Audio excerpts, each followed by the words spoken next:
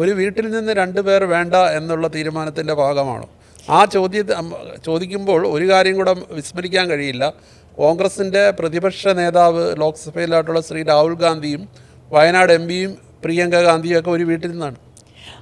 അത് ഞാൻ പറഞ്ഞില്ലേ, ഒരു വീട്ടിൽ നിന്ന് 2 പേര് മത്സരിക്കുന്നതിൽ തെറ്റുണ്ട് എന്ന് എനിക്ക് പേഴ്സണലി അഭിപ്രായമില്ല. പക്ഷേ അത് കാരണമാണ് സീറ്റ് നിഷേധിച്ചെന്നോ ഒന്നും ഞാൻ പറയുന്നില്ല. പക്ഷേ പാർട്ടിയുടെ തീരുമാനമാണെല്ലാം. പാർട്ടി ഒഫീഷ്യലായിട്ട് നമ്മുടെ അടുത്ത് അങ്ങനെ ഒരു കമ്മ്യൂണിക്കേഷൻ ഇലക്ഷന് ഡിക്ലെയർ ചെയ്യുന്നതിന് മുമ്പ്, കാൻഡിഡേറ്റ്സ് ഡിക്ലെയർ ചെയ്യുന്നതിന് മുമ്പ് നമ്മളാരും അറിഞ്ഞിട്ടില്ല.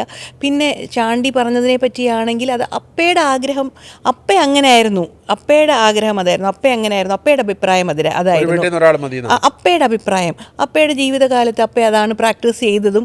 അപ്പ ഒരിക്കലും ചാണ്ടിയെ പ്രൊമോട്ട് ചെയ്യോ ആരെങ്കിലും മക്കളെ ആരെങ്കിലും രാഷ്ട്രീയത്തിൽ കൊണ്ടുവരാൻ ഒരു പ്രൊമോഷൻ നടത്തിയതായിട്ട് നിങ്ങൾ ഉൾപ്പെടെ ആരും പറയത്തില്ല. അതായിരുന്നു അപ്പയുടെ അഭിപ്രായം, അതാണ് ചാണ്ടി പറഞ്ഞത്. പക്ഷേ അതിനപ്പുറമായി നമുക്കൊരു ചിന്തിക്കേണ്ടതായ ഒരു അവസരം വേണമെങ്കിൽ ഒരു ഒഫീഷ്യൽ ആയിട്ടൊരു ടോക്ക് നമ്മുടെ അടുത്ത് ആരുടെങ്കിലും അടുത്ത് പറഞ്ഞാൽ മാത്രമേ നമുക്കതൊരു വീട്ടിൽ ഡിസ്കസ് ചെയ്യേണ്ട ഒരു പോയിന്റ് വരേണ്ട കാര്യമുള്ളൂ. പക്ഷേ അങ്ങനൊരു സംഭവം ഉണ്ടായില്ല. അതുകൊണ്ട് അതിനെപ്പറ്റി കൂടുതലായി നമ്മൾ വീട്ടിലും എടുത്തിട്ടില്ല.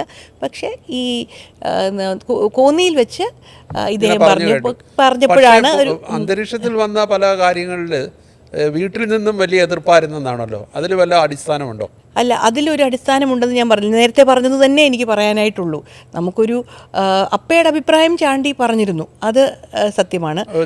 ചാണ്ടി ഉമ്മൻ പറഞ്ഞത് വീട്ടിൽ നിന്ന് ഒരാൾ മത്സരിച്ചാൽ മതി എന്നുള്ളതാണ്. അത് അപ്പയുടെ അത് ചാണ്ടിയും പറഞ്ഞത്.